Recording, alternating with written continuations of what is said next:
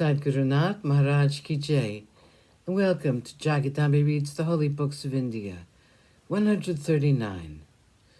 As you may remember, Yudhishthira lost everything, and Duryodhana sent for Draupadi, the slave.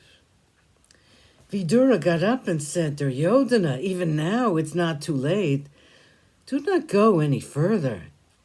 You are like a deer which unthinkingly provokes a tiger. These Pandavas should be considered as terrible snakes, which spit poison. Do not rouse them. Draupadi is not your slave. She must not be insulted. Yudhishthira had no right to use her as a wager when he had lost himself. I'm sure of that. You do not like my words. You think I'm not your well-wisher. But I am. I'm warning you against the terrible wrath of the Pandavas. If you do not heed my words, you will be destroyed, and all your brothers and your friends along with you. Hell is already preparing herself to receive the host of the Kuru house. His words were unheeded. He wept tears of pain and said, What can I do? None so blind as he who will not see. None so deaf as he who refuses to listen. They do not know the fate that's in store for them. Vidura spoke no more. Duryodhana said, We have had enough and more of this low-born man who can talk of nothing else. He looked around, and his eyes fell on an attendant of the court. He summoned him to his presence.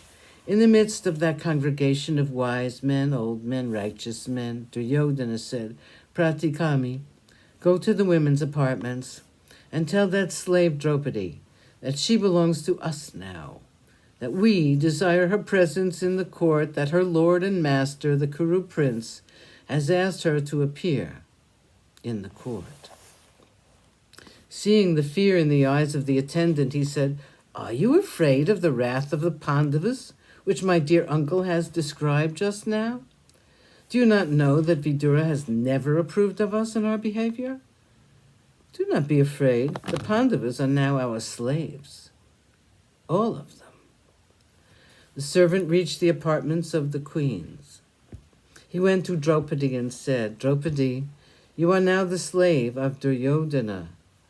In the fever of gambling, your husband Yudhishthira has gambled you away to the Kaurava. You are wanted in the court by your lord and master Duryodhana. Draupadi could not speak a word. She was stunned. She said, What is this you are saying? What do you mean? Did my husband have nothing else to lay as the wager? Has he lost his senses? How can he gamble me away like this? The servant said, What I am saying is true. The king first lost all of his belongings. Then he lost his brothers one by one, then himself, and he finally lost you. Draupadi said, Go back to the court. Find out from Yudhishthira whether he gambled himself away first or me. Come back to me with his answer. The servant went back and reported all this. He looked at Yudhishthira and said, She wants to know if Yudhishthira lost himself first or her. Hearing the words of the servant, Yudhishthira felt as though life was ebbing out of his body. He could not give a reply to the question of Draupadi. Duryodhana had become angry and said, Let the woman come here and ask the question herself. The servant went back to Draupadi and told her about the silence of Yudhishthira and the commands of Duryodhana. He said, I know that the destruction of the Kauravas has begun. This insult to you will destroy our prince Duryodhana. Draupadi would not give up. She said, Go back once again and ask my husband what I should do. I will obey him and nobody else. The servant went back to the court and gave the message to Yudhishthira. Poor Yudhishthira bent down his head and said, Tell her that I want her to come here and ask the elders if the action of her husband was right or wrong. Sadhguru Nath Maharaj Ki Jai. Thank you for coming. I hope you come again.